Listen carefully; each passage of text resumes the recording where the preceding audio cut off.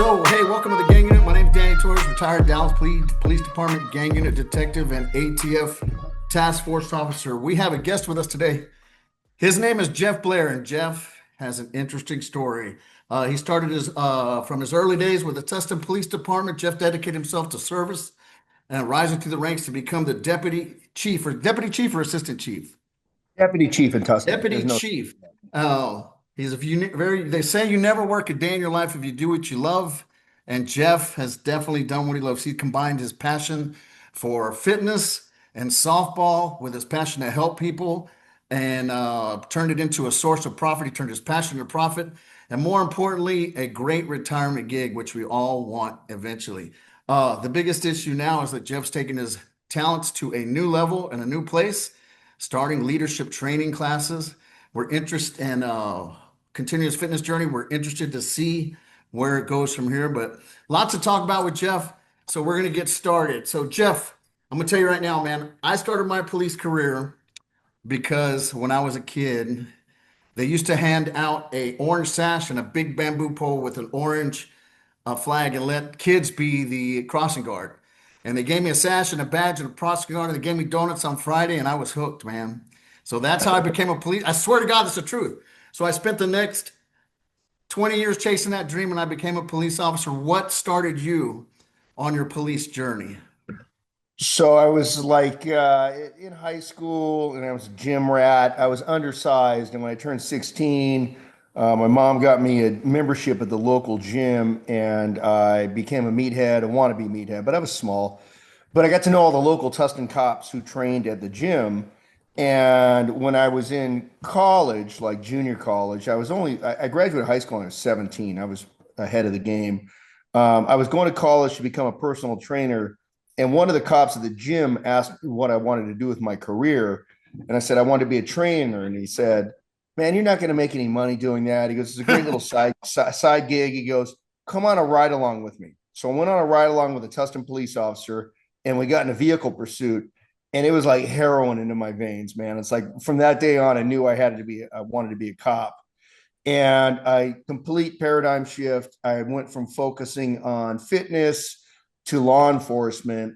And I applied to be a reserve at the time. At the time, you only had to be 18 years old to be a reserve officer. And I was 20, and I applied with really no job history other than being a gym trainer. And not only they hired me as a reserve, which is volunteer, they hired me as a full-time officer. And I started the academy when I was 20. I graduated when I was 20. I wasn't even old enough to go into a bar, but I was a sworn police officer with a badge and a gun at age 20, 1989. Wow. Yep. That's incredible. So let me ask you this. Did you apply for only one police department? Tustin, that was it. Yep. It was my hometown. Wow. Yeah, that's where I was born and raised in Tustin. And I knew the Tustin cops there. It did make it a challenge, though, because think about it. When you're 20 years old and you're a cop working weekends and graveyards, I'll say it's kind of a small town. At the time, it probably had 70,000 residents or something like that. I mean, like, who do you think you're dealing with, right? All the people you grew up with. All my people I graduated with, right? Yeah.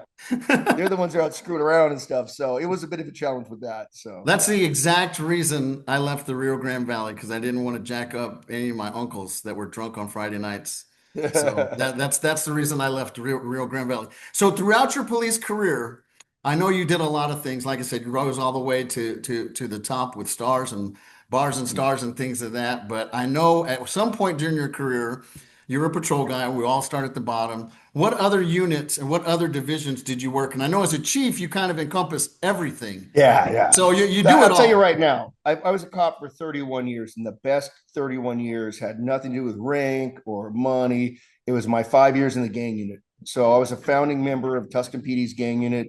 Wow. It was the early 90s, and the movie Colors had come out in like 1989 with Sean Penn and all that kind of Right. stuff.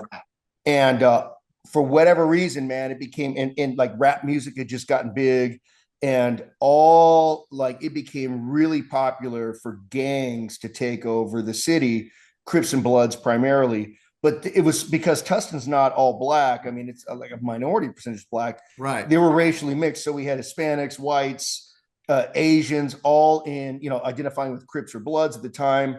And we didn't have any like bad ghetto areas, but they were doing like drive-by shootings and like robberies at gunpoint and stuff. And the city didn't want to acknowledge gangs because to our west, one city over, Santa Ana, had a really bad gang problem for decades. And Tustin was always kind of considered like the nice place to go. My family moved us out of Santa Ana into Tustin to get away from the gangs. And at the time, Tustin Ranch, which is a really fancy area of Tustin, was being developed. So they didn't want to admit there was a gang problem until the night after the Dallas Cowboys won the Super Bowl, and it would have been like 1995. This a kid was rollerblading in the tennis courts at Tustin High School at night, and two gang members trapped him inside the tennis court, just the three of them, and they stabbed him to death. They stabbed him so bad that they basically decapitated him, and it was because it was right in the middle of the city in the high school, on the campus. Like the next city council meeting, they said we got to do something about gangs, and they created a 5-man gang unit, and I was one of the founding members chosen to that unit. And it was crazy. I mean, it was just magic, man. It was guns and everything you would imagine, like from day one, from having gangs that were basically like unpoliced to being like, I mean, our very first day, we drove up in an undercover car down this gang area, and a guy comes out with a gun to confront us in front of, because he thought we were rival gang members. We were in this old clapped out Cadillac, and he's waving a gun in front of 4 of us, get out, chase the guy into the house. He's a convicted felon with a gun and a whole bit. But it was magic from then on. We had a great time. 5 years in the gang unit. It was 96 through 2001. Man, I'll tell you right now, and it's one of those things that, and like you talk about, heroin in your veins or the adrenaline to your veins. All you need to do is get into one car chase and jumping out of a plane and nothing to you. But I Right. tell you what, the gang unit, and I spent 14 years in the gang unit with the Dallas Police Department, and it's where my heart and soul is, where my brothers are, and things. It's a different mindset, and I like to tell people all the time, there are no Robins in the gang unit. You got to be Batman. Because if you're not Batman, they're going to find out really freaking quick. And they're going to know if you can hold your own. And that's just not the thugs on the street. That's the other Batman standing around you. And if you're going to spend any time there, you're going to develop a bond with those guys more so than you do with the guys you've met in patrol, SWAT guys, narcotics, dude. I mean, I'm sure they all have their own bond. But I like to tell people all the time, like, why'd you have such an affinity for the gang? And I'm saying, because we do it all. We do dope. We do robberies. We do homicides. We do fugitives. We do it all because gang members are involved in so many different things. And I'm telling you right now, I'm going to have you back at some point because I'd love to hear some of the gang stories because that's kind of what this podcast is about, is telling the things that happened behind the scenes, the true stories of what you actually experienced. So I know in the city of Dallas, I'll tell you right now, the city of Dallas, gangs work different than they do in Houston, than they do in San Antonio, and then that they do anywhere else. You're in California. Tell me how gangs work down there. Are they very organized? I mean, I know you got to go through a process to identify them, but are they very organized, or is it a loose affiliation? Is it neighborhood based? So yeah, so it's like turf. So we're different than most because most of your typical street gangs are going to be turf related, right? So they own like a section of town, east side, west side, something like that. Um, Now, when they get to jail, it becomes different because then politics take over, and we're primarily Hispanic gangs in Southern California, so they have to answer to the Mexican mafia. Correct. So once they get to so they can't claim to be a Mexican mafia affiliated gang unless they pay their taxes on the street, which is a percentage of whatever drugs or whatever they do or put in work for. But on the streets, it's the interesting thing because on the streets they could be killing each other, but that same night they can end up in jail together and have to defend each other in a fight against another race. So once it goes to jail, it becomes a race thing, right? So So the prison, the gangs that are incarcerated are kind of run the whole show as far as what happens on the street. I mean, yeah, they the do, they streets do, like the minor leagues, and once you go to the pros. So right. what about when they come out? All right. So when they come out, they go back to it's interesting. They go back to their old ways. They go back to shooting each other and stuff like that. So the best way I can explain it is like I think some of the cities like the gangs are all related around drugs and maybe even in LA it's getting more that way where the gangs even rivals will cooperate with each other to sell drugs and stuff like that. But like in Orange County, it's still pretty much like, gang A is enemies with gang B, and if they see them on the street, they're going to kill them. But if they're in jail together, then they're allies because they're under the umbrella of the Mexican mafia. Wow. But I liken it to this, and when I used to testify as a gang expert in court, I always say the bottom line is what they're after, because these 14 and 15-year-old kids, they're not making money on drugs. They're living in the ghetto, or some clapped out apartment with 6 brothers and siblings, right? They're doing it because they want respect. But Right. the way they view respect is different than like most of us. Most of us think of respect as like, I'm a respectable man, I own a home, I raise a family, I pay my taxes. That's not the way they view respect. They review respect through fear. And I liken it to this, like when I'm telling the jury, it's been years, but when I would tell the jury, like, how they view respect is, imagine you, the juror, are driving down the road and somebody cuts you off, and it's some yuppie in a Mercedes on a cell phone, and he cuts you off, and you just want to lay on your horn and give him the finger, right? But imagine that same car that cut you off wasn't a yuppie. It was 4 gangbangers with shaved heads and tattoos on their head. Would you still want to honk your horn and flip them off? No, you wouldn't, because you're afraid of them, because you're afraid if you do that, they're going to kill you. Right. So that's how they get respect. They get respect through fear. And that's why these kids do it. Like, there's once we had a kid that got jumped into the gang, and he was the smallest kid in school. He's the biggest runt. He was always getting picked on, but he was a black kid. He joined a local Crips gang, and he told one of the guys who's picking on him, he goes, "Hey, you're going to regret this. I'm bringing my friends tomorrow." And the next day he had like 20 Crips. And these guys were like big dudes, like out of high school, like jocks and stuff, in the parking lot. And he went from being in one day being the smallest grunt with the least amount of respect to being the scariest kid in school, because they saw the backup that he had. And that's why they do it, the younger kids, in my Yeah. opinion. Man, and I tell you, and it's funny that you bring up not only the respect piece, but the testifying piece. So for the guys who are police officers that go to court, there's two. I've always believed in my career there's two kinds of police officers. There's ones that are scared of court and ones that invite court. You know what I mean? Because they not because court's a scary thing if you're not prepared. You know what I mean? If you don't know what you're talking about and you can't articulate what you've done, it's a scary thing. So to be a gang expert in court, you really, really have to know what you're talking about and be confident about the things that you've learned and the things that you've done. And it's to hear you talk about your expertise and how it translated into knowing exactly why these kids join the gang, and the stories that, the small stories you're telling right now, it just lends credence to the fact that without that knowledge, like you can't fake being a gang unit guy. You can't. No, if you've either done it or you haven't. And you can tell by the way you're talking about this stuff is like, yeah, he's done it. And so in California, do you have, so in Texas, what we have is called Tex gang. We have a well, like certain amount of identifiers that need to, criteria that need to be met for someone to be documented. And you're documented for 5 years. You can get out of the gang file, but if you get touched by a police officer within those 5 years, then you can be purged. Normally, these guys get touched again and they stay forever. Does a system like that work in California? It's similar. It's similar. So, the pendulum swings back and forth. So, when I first got into the gang, and gang crime was through the roof, and California at the time, when it wasn't as like liberal or whatever, cracked down, and they created the 3 strikes law, and they created a law called 186.22. It's a penal code section, but it deals with gang enhancements. And basically, we were slapping gang enhancements on everybody. And the way you would do it is you would say, "Hey, look, this guy's carrying a gun, just carrying a gun. But if he did on the behalf of the gang, he would get additional time." And all this, and like serious crimes like murder and stuff like that, it would include like serious additional consequences. So to do that, we would document, like you said, getting touched by a cop, field interview cards, get him to admit it, find pictures of him, stuff like that. And we had a database called Cal Gangs. Okay. It's changed names several times, but long story short is they would stay in that database for a period of time, and I believe it's 5 years. But so there were certain criteria, like just because they called themselves a gang didn't mean they were a gang. They had to commit primary activity, had to be criminal activity, certain crimes, couldn't just be graffiti. It had to be violent crimes and stuff like that. Right. But yes, so they would stay, but there was flaws in the system, because they would be in the system for say 5 years and get purged.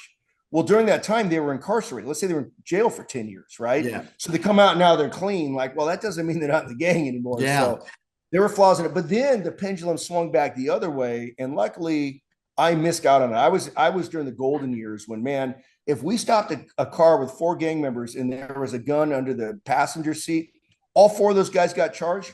All 4 of those guys would get convicted. That's just the way it was. We'd say, well, Wow. they're in the gang. They all knew the gun was in the car. That's the way gangs operate. The gun doesn't belong to any one person. It belongs to the gang. Now so then the pendulum swung the other way, and it became almost impossible um, to charge somebody on a gang crime because they were attacking. Anyway, Yeah. the law just became softer, Right. and I think it's starting to swing back the other way right now. But I'm not even sure because I've been retired for 5 years.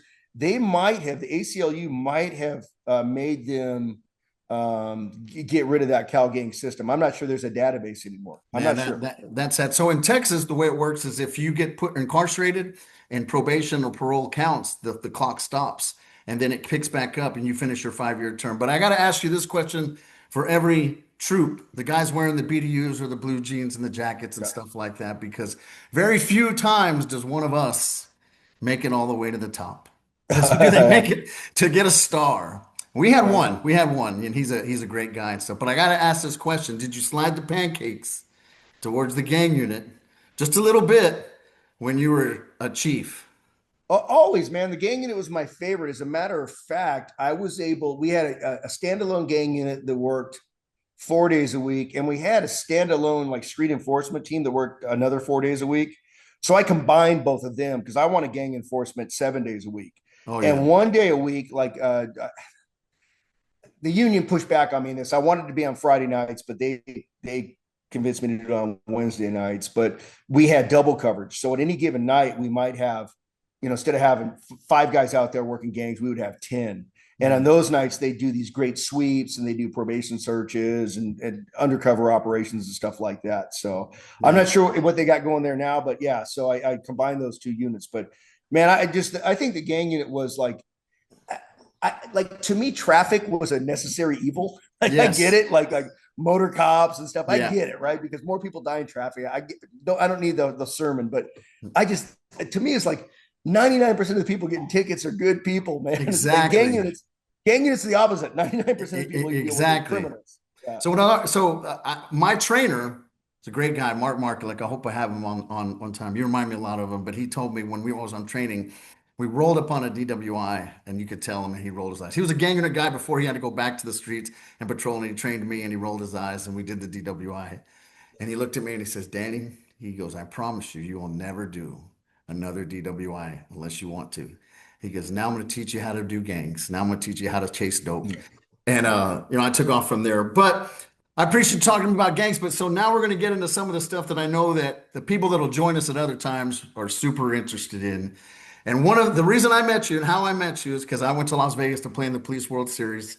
It's the 20th year anniversary. You should be very proud of yourself and proud of Dell and proud of what you created. I almost get emotional when I think about it because in the time that the youth have created the Police World Series, a lot of us have lost friends, lost wives, lost kids. It's been an arduous thing, and I'm going to tell you right now, whether you knew it or not, did you know how many lives, how many police officers you affected through their mental health and their mental stability and being able to go ahead and focus their energy in a positive way instead of crawling in that bottle, chasing what things they shouldn't be chasing or even harming themselves. Did you know that that was going to be, in my mind, the greatest byproduct of the policesoftball.com circuit?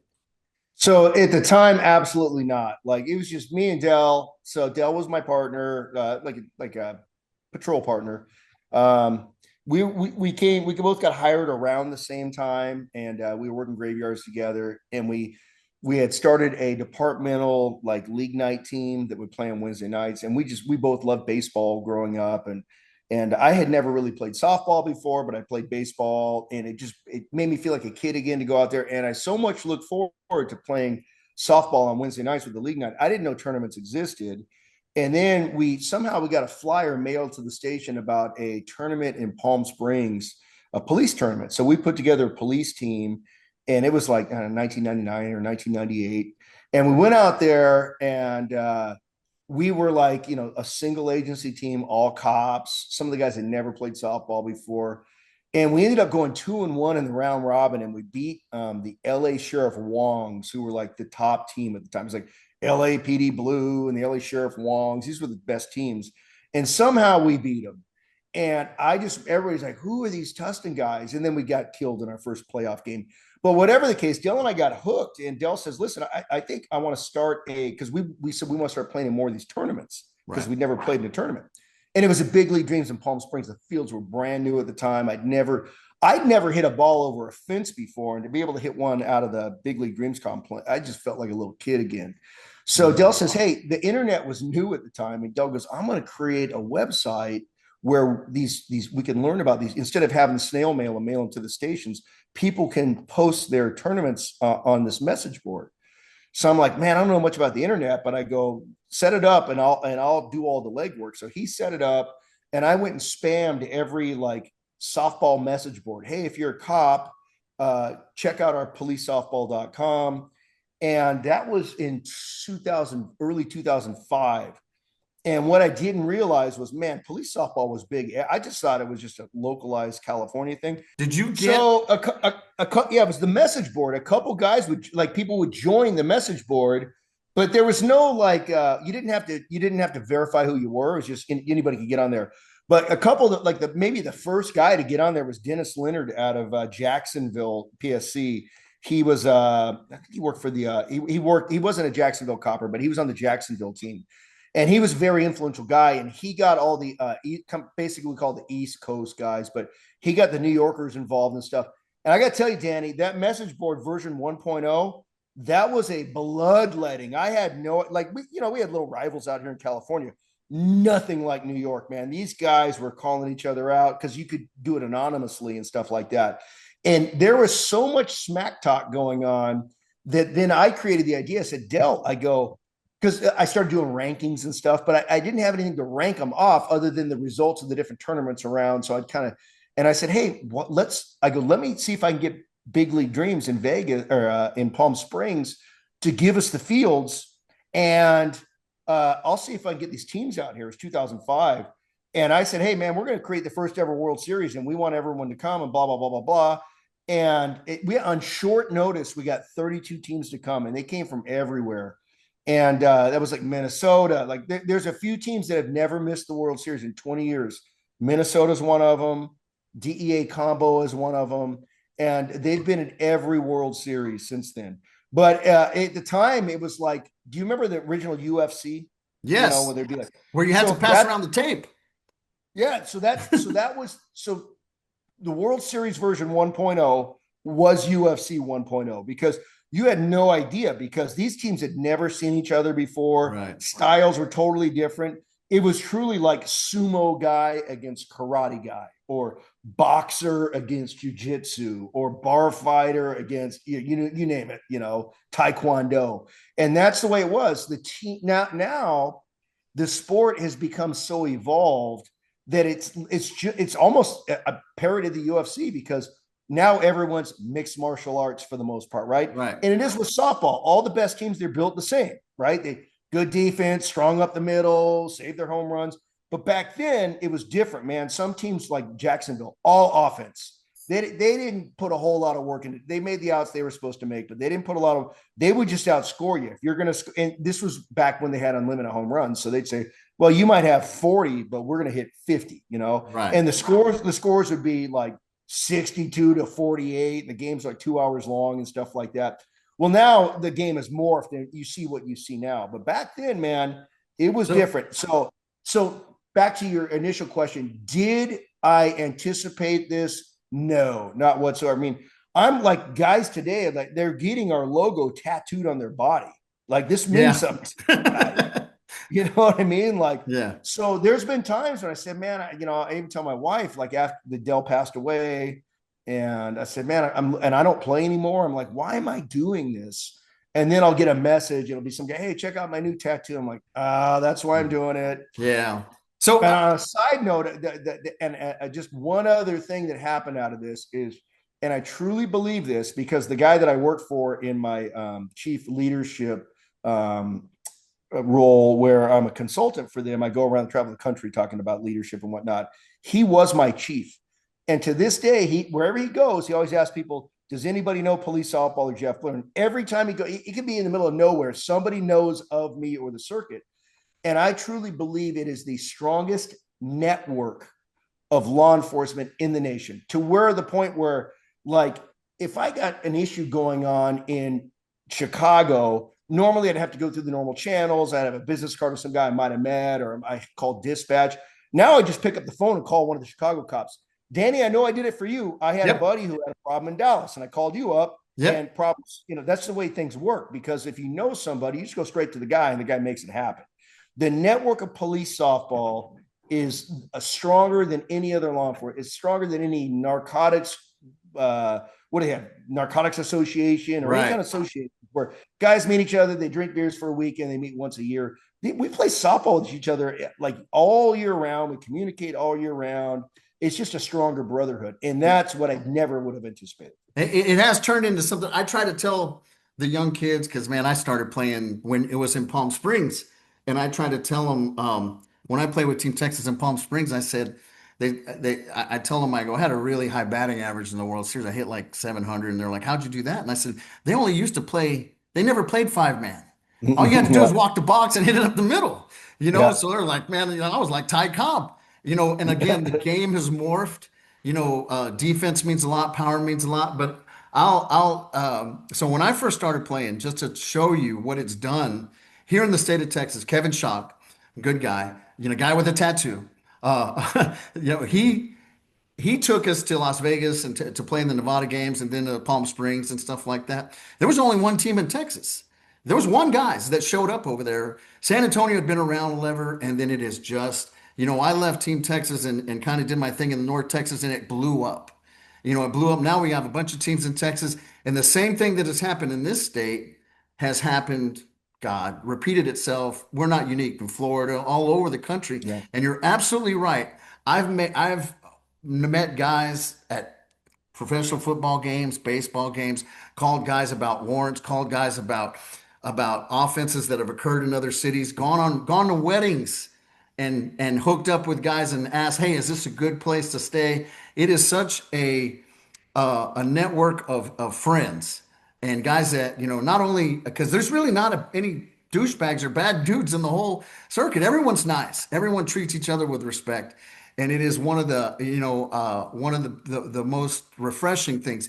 And I will say this, man, I'm a business guy. I love talking business. I love talking police stuff, and I'm so impressed. And I really think part of your leadership course is you should teach on how to monetize your passion into your retirement, and, to monetize it because policesoftball.com has generated so much revenue for police for Big League Dreams, for the Golden Nugget, for the city of Las Vegas. I bet you they stand there with their arms open. Yeah. Yes, Jeff, please come back.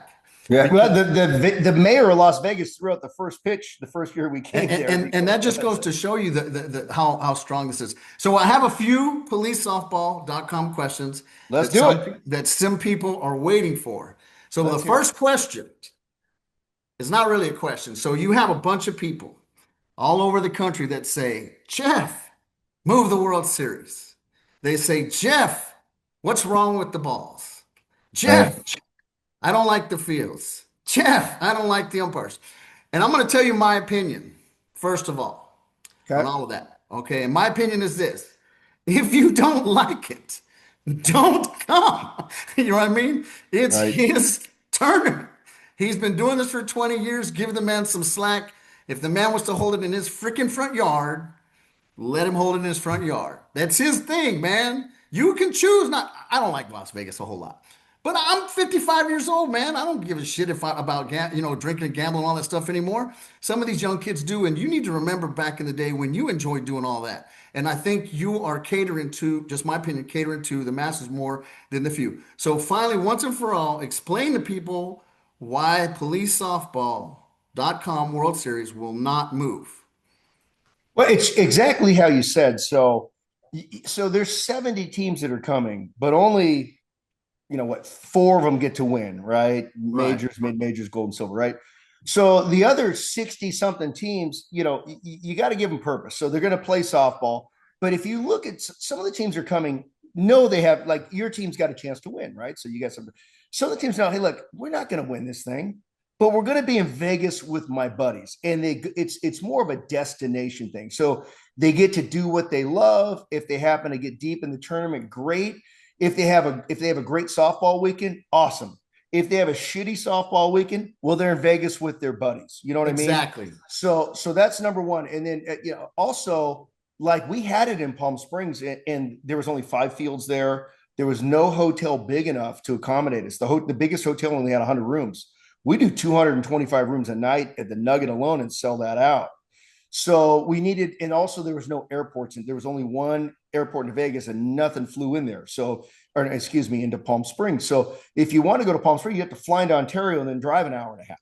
Yeah, that's what we did. So yeah, so Vegas is just, it offers something for everyone. It offers an international airport with so many flights going to Vegas. Yeah. So, like, I look at a team like Darkside from New Brunswick, Canada. They're coming, right? Do you think they would fly to Ontario only to drive to Palm Springs to play softball? And when you get there, there's not a whole lot to do. So that's when people say, hey, you should move to Arizona. Like, why would I move to Arizona? So you play in Arizona, the weather is the same as in Vegas, but when you're not at the fields, you've got nothing else to do. Where if you're in Absolutely. Vegas, you got Vegas. I mean, you got people taking, their wives come, they take them to shows, they go to nice dinners. It's more of like a vacation spot. Now, also keep in mind, when we first went there in 2010, those fields were the best in the nation. I mean, they Absolutely. were pristine. They wouldn't even let us drive our U-Haul into the complex because they didn't want the Cracks on tire the marks concrete. on the concrete. Well, obviously now, I mean, it's been through a couple ownership changes, and now the fields are dilapidated. It doesn't look nearly as good as it did before, but they're still playable. There's still 6 fields. They still have the turf infields. Granted, that there's holes in the turf or whatever like that, and the nets are knocked down off the protected nets in the parking lot.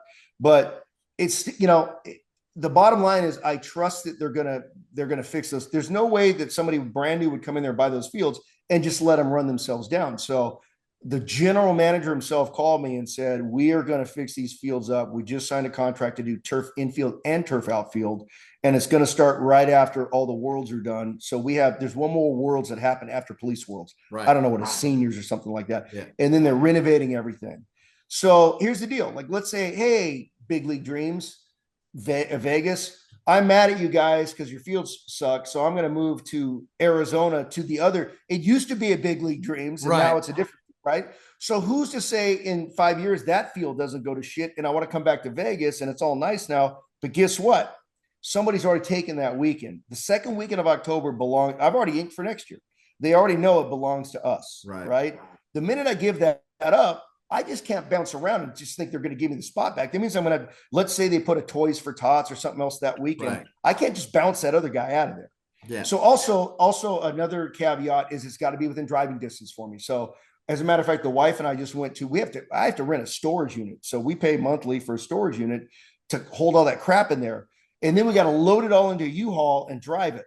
Well, realistically, Vegas in a U-Haul is a 5.5 hour drive. That's about my max, man. I'm 57 years old. I ain't driving to Texas. I ain't Yeah. driving to Montana. I'm not driving Nashville. to Kansas or anything like that. Vegas is about as far as I can get. So that's why. Well, and I tell you, there are nice fields everywhere, other places and stuff. But I go back to the thing that it's your invention. You can do what you want to, and if guys don't like it, they can do something else. But with Yeah, that being it's supply and said, demand. I get it. Like, if no, everybody said, hey, look, we don't want to go to Vegas anymore. We're gonna have all the best teams get together and say we're gonna go to St. Louis. Good. I mean, that's fine. I'm still gonna have my tournament. I'm gonna have 70 teams. Like, right, 30 will show up or something like that. But I just think that it's more than just the condition of the fields, or the location. And a lot has to go with, like, the prep. Like, if you're watching the website, like right now, we're doing bracket releases where we oh have yeah, the Vegas odds, and so many times I saw guys back in the day. they would go onto the message board and they would pump up their tournament and pump up their tournament. And then once the tournament was over, you'd never hear from them again until the Ever. next year. You wouldn't even know if they who won because they were done. They made their money or whatever they did, and they were done until the next year when they pumped it. We're the only. I don't say the only one. We were the first ones that like actually like afterwards, and it really helped with Dell, and I'll have now, but to put videos out and after the fact, we would front load and back load the tournament, and to the point where we were talking about year round, you know. Right. So, I try um, to tell these guys that this is policesoftball.com in the World Series is a 12-year endeavor, a 12-month endeavor. well, but yeah, it's year And round. Yeah, these it dudes is. don't, the young guys, they don't understand what it was before and what it is now. And so it takes, I think, what needs to happen is some of the guys that have been around for a long time need to talk to their younger players and tell them shut up. You know what I mean? And tell them like, listen, man, this is a circuit that this is why it is this way. I think it's incumbent on managers to articulate that information so that you don't get that heat and guys talking on the website when they shouldn't be talking. But let's get to the next question because I know Go. this. My question for you, and I've always wanted to ask you this question, and I'll preface it by saying I'm not just talking about the most talented. I want to know best run, best sponsors, most consistent. Who is the best in your mind right now police softball team in the country? I have my Right opinion. now, Yeah, not right now. talent wise. I mean, from organization top to bottom, the Oh, whole thing. I have yeah. my If opinion, and I'll tell you after you say. if I had to play for any one organization, I would probably go with Great Lakes. Not because they're one of the top teams. So I'm not saying I wouldn't just choose the best team. I wouldn't bet on necessarily Great Lakes to beat LA Blue or anything every time. But Right. I'm just saying I really like the way that they run things. Like Zintac, he'll tell them like the guys buy. The big thing is do the guys buy in. Like if I say, hey, we're going to play in these six. This is what our alliance team. Like I used to think our team was the best. I think we were the blueprint because we would say, hey, we're going to play in these we would play like 8 to 10 tournaments a year. Right. So we're gonna play these 8 to 10 tournaments, and everybody was expected to be there, and they would go, and like we didn't have to like. Now, granted, we had a lot of tournaments in California, so but I mean, we would be driving from SoCal to NorCal. We'd be driving 7, 8 hours to Tahoe was like a 9 hour drive. And so it was the buy-in of the team. And I think Great Lakes has that buy-in. So Zintac, he'll tell the guys, all he puts out an email. This is the time of batting practice, and these are the uniforms we're wearing. And everybody shows up at that time for batting practice with those uniforms. There's no debating or anything like that. I really and I think I don't know if they have great sponsors or not, but they have good sponsors, good enough probably. But I don't really care about the sponsors that much. I'm more about what is the buy-in from my teammates. In my Absolutely. like if I put my team out there, are my other warriors going to be battling with me? My alliance team for 10 years, I didn't miss a game for 10 years. And we always, no matter what, if we were on the field, there was going to be a good version of our team out there. And it was going to be like me and Co and, the usual guys, Mike Snyder, Chris Ulibarri. These are guys that didn't miss games.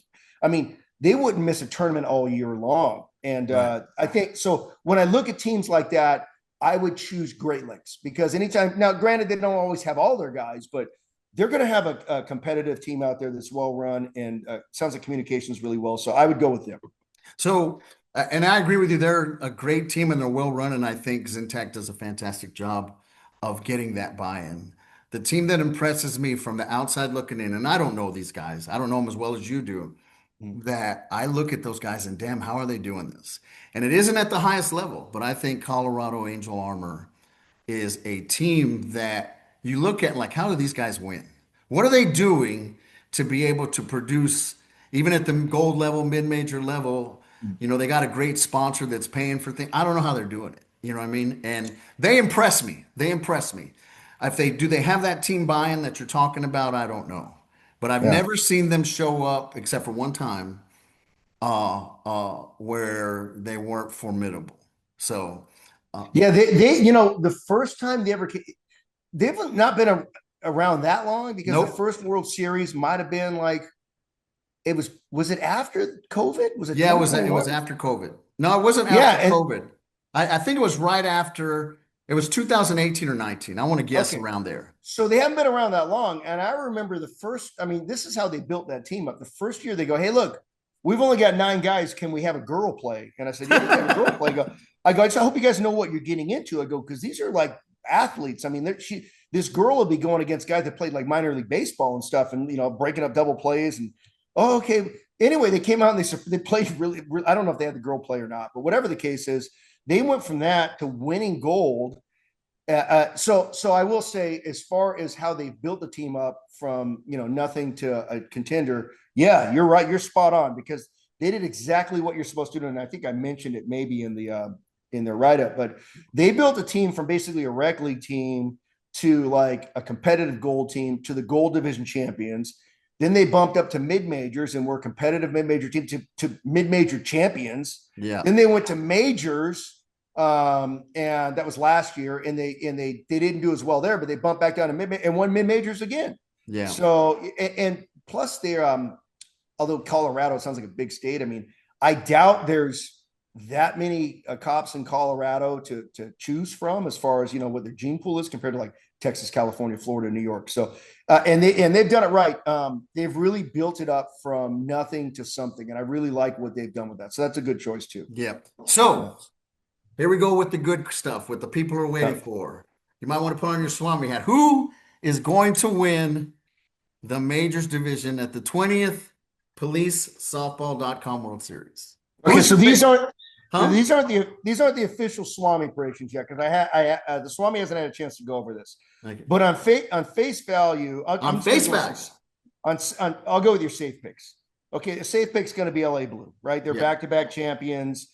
They've got what makes them different than other teams is throughout the year they never have their whole team there. Unlike Great Lakes, like throughout the year they've got a few key guys, but they're always missing guys because the guys they're missing play USSSA conference ball.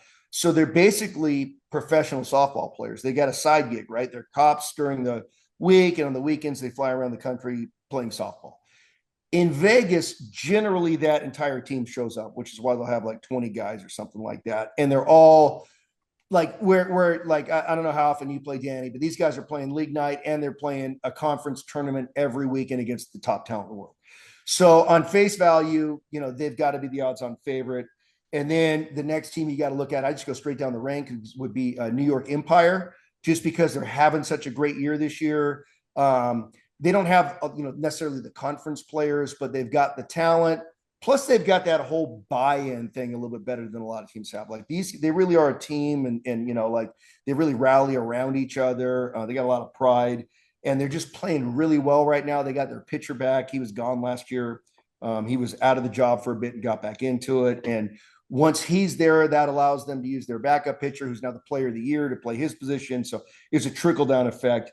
Another team you got to look at, which on a short list would be Great Lakes. Mm-hmm. They got, arguably the best pitcher probably in the history of police softball. His name's Jeff Grouse. They call him Biscuit. Yeah. He was a conference pitcher. He's just a different animal out there. And when he's out there, I mean, he's a game changer. And I already talked enough about how good those guys are. Who's your sleeper team? I don't want to call them a dark horse because they've already won the World Series, but the connection. Yeah, those guys are I always call them the excellence of execution because they just do everything right. Like they don't give you extra outs. They turn double plays. The little guys are table setters. The big guys hit home runs when they should. Their problem is, my understanding is they lost one of their middle infielders, one of the brothers, and I don't know if they lost the other one too, but it's a different team maybe, and they have not been nearly as active. So there's 4. And then if I had to go with another team that would be in the mix to coin toss, I'm going to say Kentucky Blue. I think these guys have become really good. I'm disappointed they lost a couple of their top players, the Marksberry brothers. If they were on the team too now, they'd be very difficult to beat. But Kentucky's very sound. They made it all the way to the championship last year. So on a short list, those would be the teams. One of those teams probably going to win it. Who's the team that none of the teams that are going to play in the mid-majors want to see? I'm going to ask this about the gold and the silver. I'm asking about the mid-majors too. Yeah. Who don't the mid-major teams want to see? Because there's always, when you're a lower level team, our team's a lower level team. I'll say a lower level team.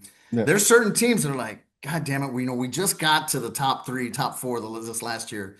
I don't want to see those guys come down here because they're going to bully around some of Yeah, these other teams. And, yeah, and yeah. so who's the team? And it happens, man. It happens. There's teams that have a bad week, first day, and then they get bumped down. Who's the team that mid-major teams don't want to see come down there? Well, so some of the, like obviously like, oh man, if LA Blue drops down, I'm not going to say that. I'm going to say No, no, like no, no, because that ain't gonna teams, happen. teams that might drop down that are going to cause problems for the mid majors. If I was a mid major, like a true mid majors team, that LA Empire team's pretty good. I wouldn't want to see those guys firing on all cylinders. And then Miami 5-0. Like if because those guys, if they let me see their bracket here, their grouping has got they got your I don't know if I posted it yet, but they've got some tough opponents in their grouping. How that ends up, and when it comes to the playoffs, is a different story. But if they happen to drop, either one of those two teams could cause problems for like your traditional mid majors teams, like Angel Armor, maybe North Florida. 172 combo. Those are what I consider some of the more traditional reloaded. Those are your more traditional mid majors I'm gonna teams. tell you, I love Miami. I love how they built kind of like Angel Armor from the Mm, ground up. I remember when they were a gold team and they've traveled their way all the way up to the top five. They're an amazing and they're so good. They got extra guys and created another team that is really freaking good. right. But don't sleep on San Antonio because I'm telling you, Well, man, I was those sleeping on dudes them. are good, man.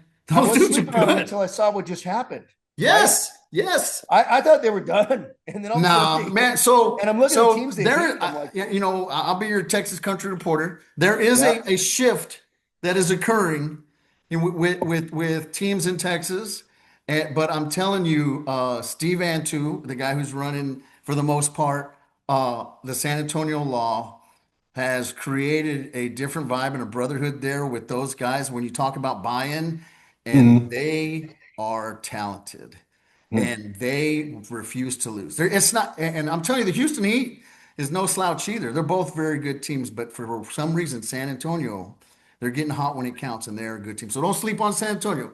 So Okay. who's going to win the mid majors? So mid majors, I think you're gonna see a traditional majors team drop down like we did last year. And you might see like some of the teams that I think might drop that are traditional major teams that drop down that might win it. Minnesota, they dropped down to mid majors last year, got fifth. TBL Outlaws, they dropped down to mid majors last year, got fifth, but I think they're going to stay in majors. I think they'll have a stronger team this year. So if I could see, I don't know if LA Empire is going to drop. Man, if Suffolk drops down, they're going to be tough to beat. So on a coin toss, I never like to do the mid majors because that means they did poorly in the playoff games. But I could see Miami 5-0 winning it if they Yeah. were to go 0 if they were to go 0-2 in the playoffs. If they were to have a tough first round matchup, like if they had to match up against one of those powerhouse teams and win 0-1 and then happen to lose the next game, I could see them going into mid majors, getting hot, and then running mid majors through. Yep. Okay, so let's move to the gold. Okay. Who is your pick for the gold? And these teams are Okay. super close in the gold. It just depends on who shows up Yeah, in the yeah. gold. So I got a short list of top teams, and you've seen the whole gold schedule out Right, there, right, and it kind right. of goes in order. So that New York Express team, they if they finish outside the top three, I'll be surprised. They're so good. They just went to somewhere. And, it was in East Coast Championships. They went and competed in majors. Yeah. And I think they realized, and they finished ahead of other teams that were traditional majors teams, and they're playing gold. And I think they realize that they're so good, this is their one shot because they're going to get bumped up. So I Right. think they're going to go all in to win this thing. So they're on a short list, New York Express, and the other New York team, New York PD's finest. They've been winning everything in gold all year. I mean, Yeah. they're on fire.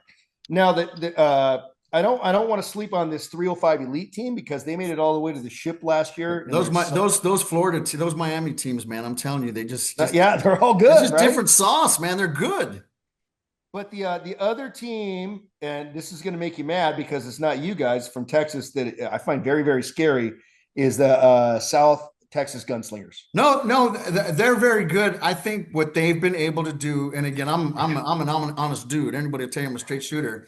Is their consistency is what makes them better. The best, I would say, the better team in the gold division from Texas right now. Now, Well, if I mean, it you depends got on the who gets consistent. hot, but consistency is the key. Well, I was looking at the consistency. Your Lone Star team's always in the top five in Vegas. You got. I Yeah, was man, looking. You get I top. beg, steal, borrow, and cheat and do everything I can just to get us there. But I will say for our team, we added Brad, who is a game changer.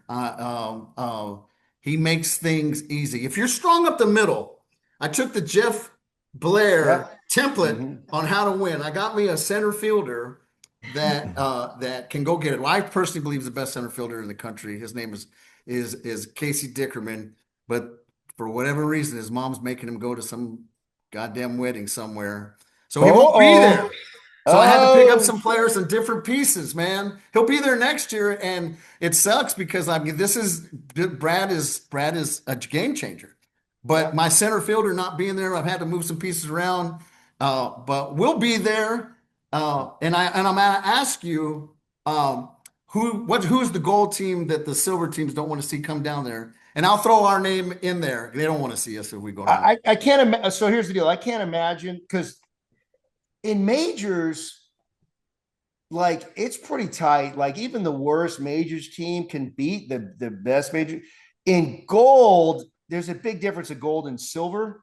Like I can't imagine you guys going 0 and 2 necessarily, or some of the better teams going 0 and 2. I don't think the odds on a top tier team dropping to silver. There's 16 teams that'll drop to silver. 16. So Right. it's the first 16 eliminated, meaning they go 0 and 2, or there's a chance they might go 1 and 2. But like a team that I could see dropping that's a very good like gold team that has like a history of doing that. Northwest Shakedown has got a history of having a great year, going to Vegas, shitting the bed in the first two playoff games, and then I think they've won silver like 3 times. Yeah. So they would be a team that if you're in silver, and then they beat people up in silver, or like what happened last year. And I don't see it happening this year, but if Metro Detroit drops down again, they're going to cause problems for a lot of people. And they were one of the top majors or gold teams, and they went 0 2, shit the bed. So you got to look at. So what I look at is I look at teams that are inconsistent. So I look at the top teams that are inconsistent. Like Chicago's always consistent. I don't think they'll go to silver. I think New York PD's finest, 305 Elite, the New York Express, Lone Star. I think they have too much talent to drop down. One that could be like a scary one that would drop down might be like if Utah Metro were to drop down, Yeah. because they're one of the top like gold teams. They always do good in the West Conference, but when they get to Vegas, they're really inconsistent. So silver's going to be, in my opinion, the best powerhouse gold team that is also the most inconsistent. It's going to be one of those teams. It That won't be that one of the that consistent ones. I think you're spot on with that, and I know a lot of people are interested to see where you are right now. Like I said, these aren't the official Swami picks, but I think this is where you're leading. So one of the things you mentioned before, or no, wait, let me get to that next. But so have you ever thought of having? You mentioned before that these big states, Texas, Florida, New York, California, would you ever consider? I know you just had a one agency only World Series. Yep. So, and I know you have an all-star game and everybody loves it and stuff. Would you consider having something where these big states that are basically, let's be honest, they're the biggest, they're big states. They're teams, Yep. good teams from there because they're big states. Four-team tournament with just those four teams, one team, no, no empire, no nothing. We're talking New York, we're talking Florida, we're talking California, we're talking Texas. One team, all the teams from those, all the talent from those teams playing Yep. one four-man tournament. And what I would think that would be is okay. Now you want to put out a BMF belt. You want to put out the discount double Yeah. check. Uh, Would you consider doing that?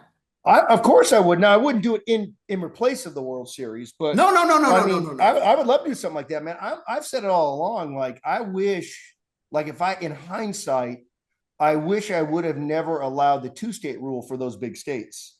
And that would I, have evened out the playing field a little bit. But we're already like, we, it's like that bullet's out of the prohibition gun is now. over. Yeah, that bullet's out of the gun now. So it's interesting you bring that up. So I was just kind of doing the math just a little bit ago. I think there's like in Vegas, there's 21 California-based teams. The next biggest state is Texas with 7. I think Florida's got 6 and New York has got 5. So if you take, those 21 now keep in mind, LA Blue, some of their best players are from Nevada. So I would even consider Nevada. I mean, I think Nevada would have a very good team if they were to put their own team in there. But whatever the case is, if we did just truly a one state tournament, I think that would be a lot of fun. And I think it would be pretty fair because you would take the best, you know, 15 guys from those 21 California teams, the best 15 guys from those 7 Texas teams. There's only 10 guys could be on the field at a time. It doesn't matter if you have Absolutely. 50 guys, they only have 11, right? So New York, I think it'd be really close. I couldn't tell you who would win, Man, I will say this, the hardest part of putting that together, and I volunteered to help put that together, but I think the hardest part is to get those teams and those 21 teams to how are you going to pare that down to 10? How are you going to pare it down Well, to yeah, I think you would just pick a guy like I would take like so who's the main manager like Dave Braun from LA Blue he's right, got the highest ranked team out here.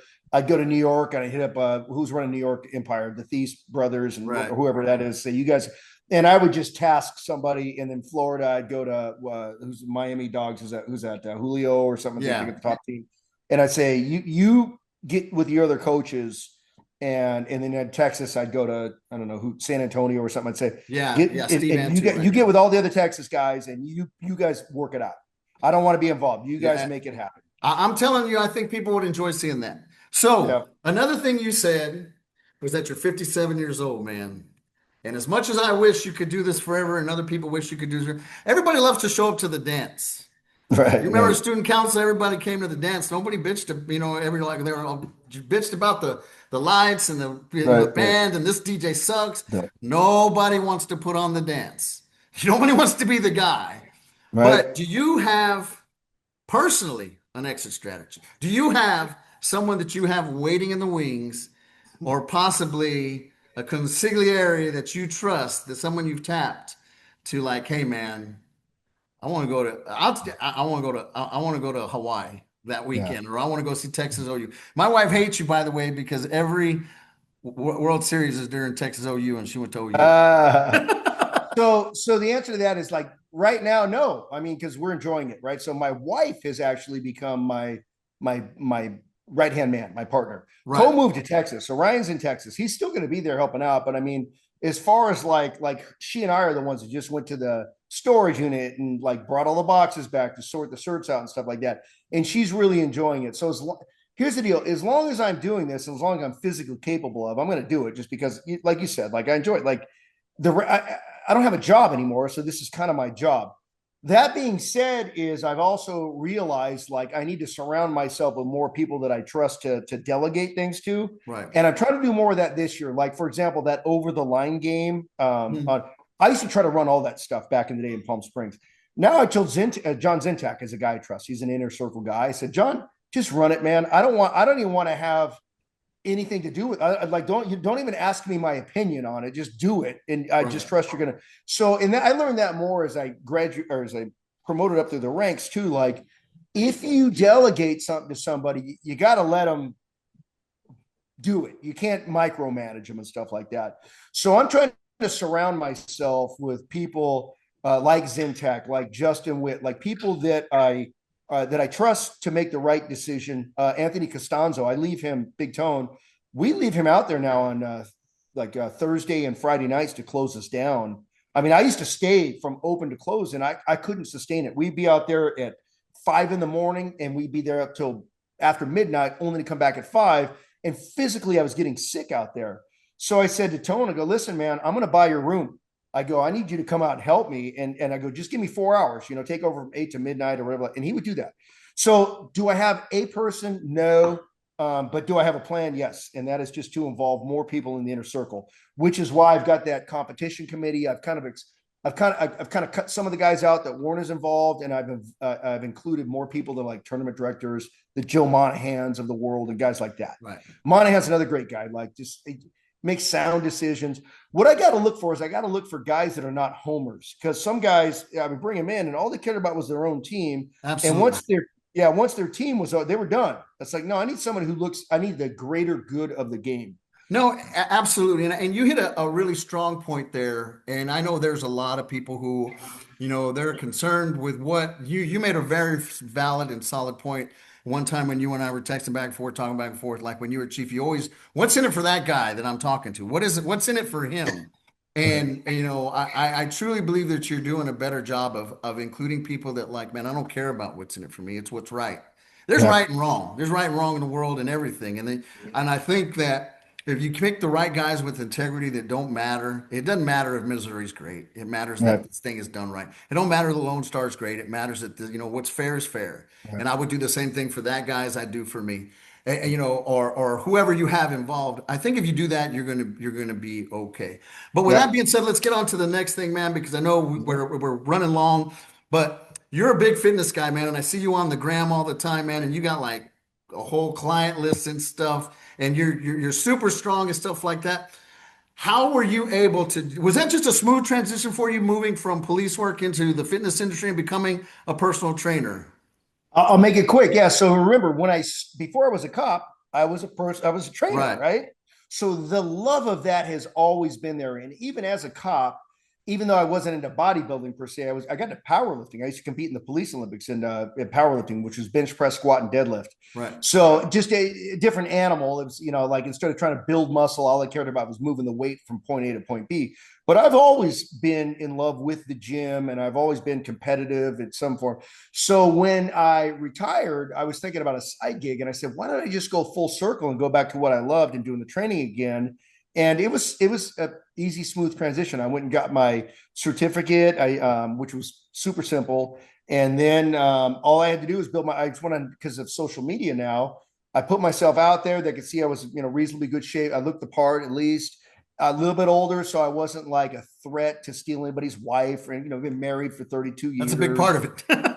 Yeah, right. Yeah, like well, this guy's been married 32 years. He's 57 years old. He's not going to steal some 30-year-old Right, woman away from some guy. And last thing I need is to have him start another family, that right, kind of stuff, right, right? right. So I was like non-threatening, I think, and then the gift of gab. A lot of it has to do with like how comfortable you feel, and I could talk to anybody and make them feel Absolutely. comfortable.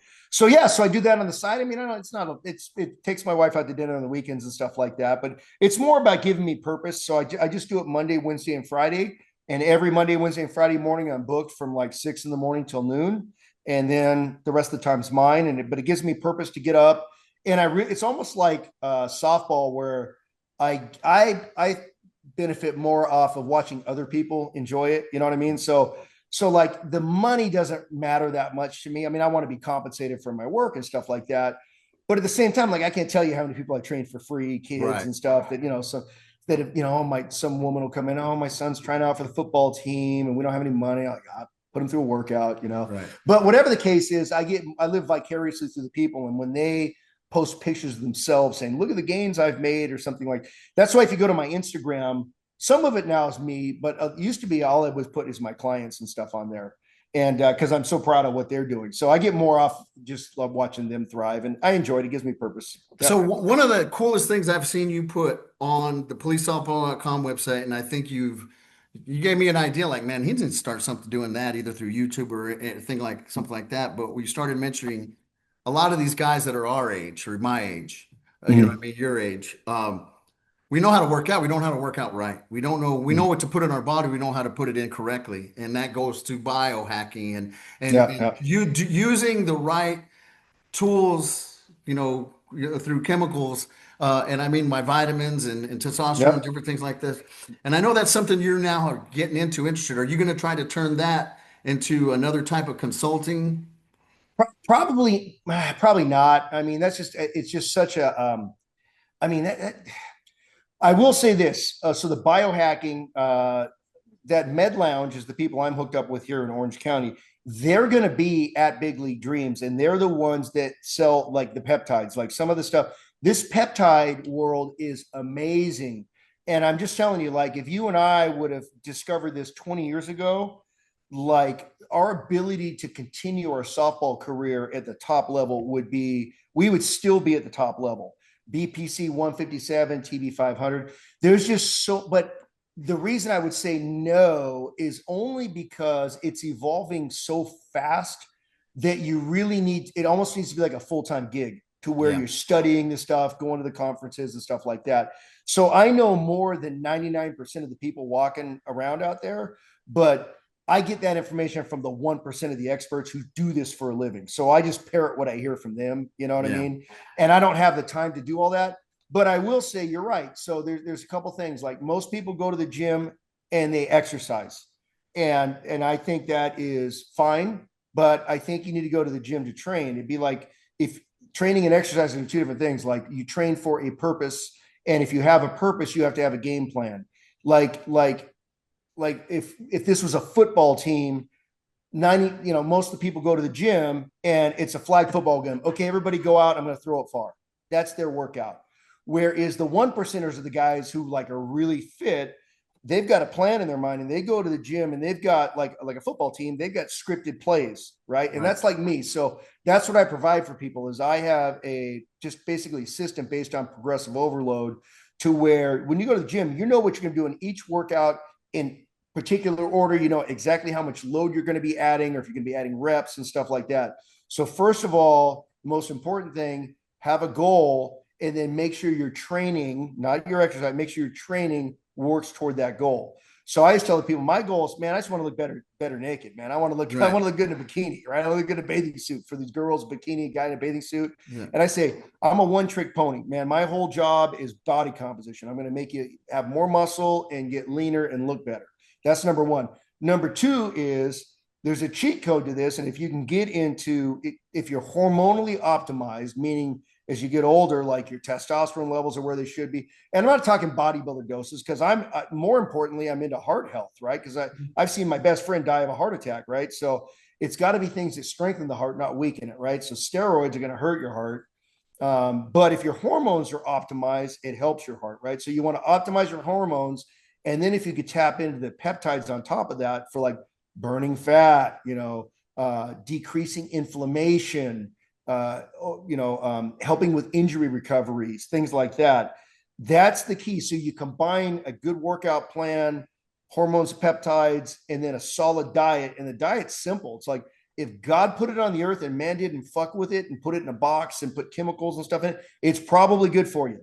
So if you walk out and you say, hey, there's a steak and a potato and some green beans, probably going to be okay for you, right? But if you go into your cabinet, pull out some Pop Tarts and a bag of Doritos and a Hot Pocket, that's all man-made. It's not even food. It's like a food product, right? So there are three components: working out, training with a goal, hormones, peptides, diet. You touch those three things, you're golden. I just got my labs back on my blood work, and for the first time ever, I have what they call the ideal like cholesterol level. My HDL and my LDL are a 1-to-1 ratio, meaning my total cholesterol is like 120, my HDL is 60, and my LDL is 60. And that's kind of unheard of. And so that's what you want. You want a high HDL, which is highly in a low LDL. So then I had him test for another marker, and that was like a cardiac inflammation. And mine was like at a 0. And he's supposed to be like below a 100, or mine was a 0. So Well, he said odds are.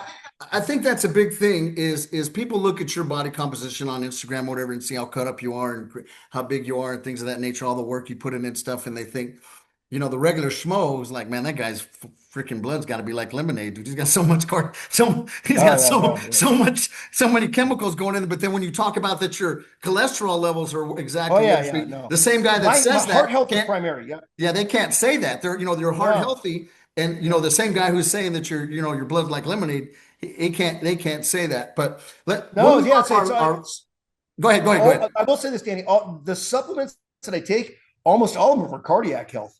Ubiquinol, fish oil, all that kind of stuff. I take more supplements for my heart than I do for my muscles. The muscles is testosterone. That's how Yeah. you just make Well, sure your testosterone. I like riding it like if you're supposed to be between 250 and 1,000, whatever, I'll stay around 900 all year long and be Well, fine. I think you should do more of the posts that you make on your website in regards to this stuff because I know there is a community within our policesoftball.com community that is very interested and learns vicariously through the things that you put on there. So I got two more questions, and one of them I All right, really hit want it. to get into your new role educating and using your tools and all the things you learned through fitness, through being your time in the gang unit, your business acumen, doing policesoftball.com, and doing your leadership training. I saw that you're now starting to do leadership training, giving talks, and teaching the future leaders of law enforcement. Talk to me a little bit about that and how that's going.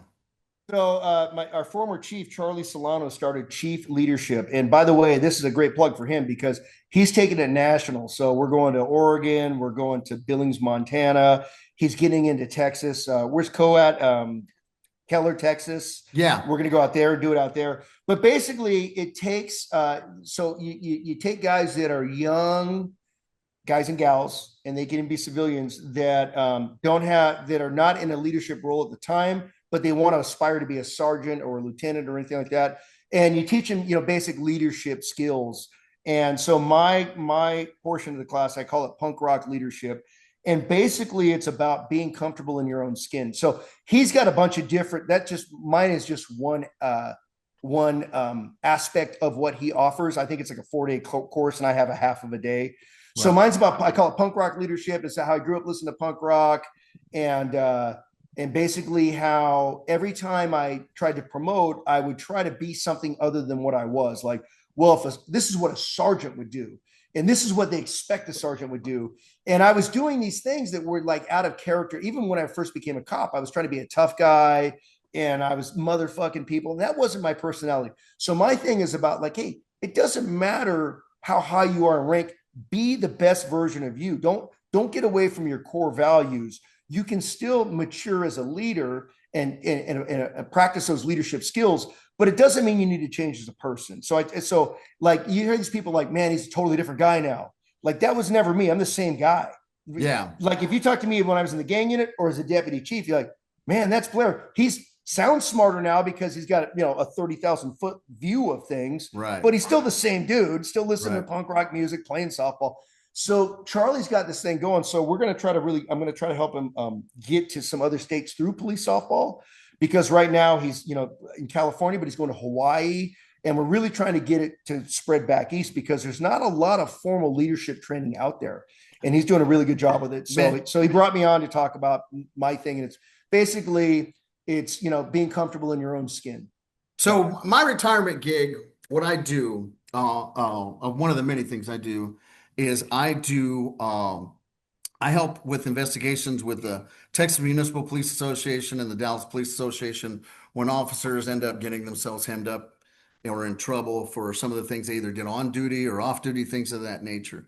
And one of the things that I have learned and why I wanted to talk about your role in the leadership and kind of give it some time is because, boy, the new leaders that we have in these police departments are it's a new, especially in Texas. I can only speak of Texas. Mm. What we're seeing in Texas is that these people are promoting super quickly, super fast, without the benefit of experience or about the benefit of having done things on the street to look at things from a I don't want to say a 30,000 an overhead view, but just a Mm. little bit to so they can understand and put themselves in the shoes of the officers. And it's going to take guys like you. It's going to take guys that have been there, done that. It's going to take teaching these kids, these younger officers that hey, listen, there's more than one way to do things. There's one way to look at things, but the supervision needs to be there because, man, if we bad, you know this as a chief, bad supervisors make bad cops and Mm. make for headlines. The last thing you want is some reporter standing in front of your police station talking about your officer because it all goes back to supervision. So I applaud you for doing that and bringing that your mindset. And you're absolutely right. Like as far as the same guy, being the same guy, if people can just learn to be themselves, Mm. they'll be a lot more. So I always use humor. I try to use jokes on the Yeah. street and anywhere anywhere I was to kind of get these gang members to lower their guard just a little bit and tell me the things I wanted to hear and stuff. But I got one more question, and I'll be Hit it. debuting this in the and you'll get out of here. But I got one more question. I'm going to do this for everything, and he'll be making his debut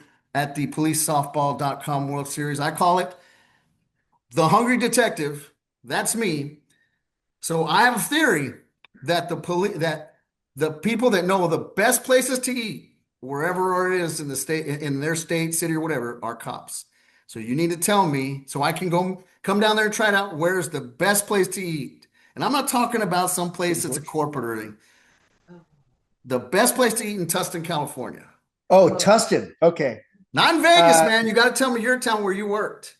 Okay. So in Tustin, my favorite is called Gukaku, Gyukaki. It's a chain because there's also one in Hawaii that I know of. So Gukaki is a Japanese steakhouse, and it's not that expensive, but you go in there and they have all these different cuts of meat, and they bring them to your table raw, and you have a hibachi grill on Like your a table. hot pot? Yeah, well, it's not a hot pot; it's a grill, Right. right?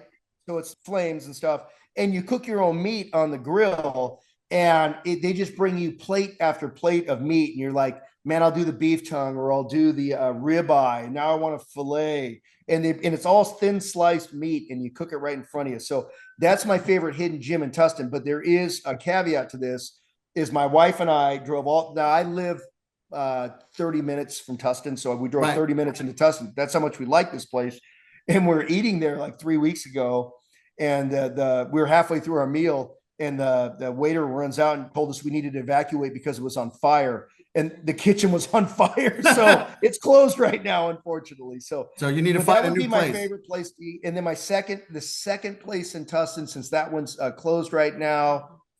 What do you say? Oh no, the second place I would recommend would probably be we have a Brazilian steakhouse called Texas State Brazil. Have you ever heard of that? Yeah, that's a chain. That's here. That's here. Okay, you here. got those. Those Yeah, are good. And then there's an Italian place called Roma d'Italia that's just a Tustin centralized. That's typical what Italian. I'm looking for. I'm looking for centralized places that I can only find in Yeah, Tustin. that's it. Yeah, they'll yell at each other, like the waiters and waitresses, they're all related. So they're screaming and yelling at each other the whole time. Like you feel like you're in an Italian kitchen. You got to walk through the kitchen to get. That's exactly what I'm looking for. Okay, man. I want to say thank you so much for sharing all that you did with us. And I'll be putting this up on YouTube. Don't forget to like and subscribe. Man, I tell you what, I want to have you back so we can talk more about gangs and different things as well in your leadership role. And how long you been married? 32 years, 31 years. 31 years. 32 years. So I told my wife we're going to do a show about how to stay married. I don't know how to do that. It's easy to get married. It's hard to stay married. Exactly. Jeff, ladies and gentlemen, Jeff Blair, thank you so much for joining us, man. I'll talk to you guys, Danny. Thank you. See you, Take it buddy. easy, man. Bye-bye. Bye.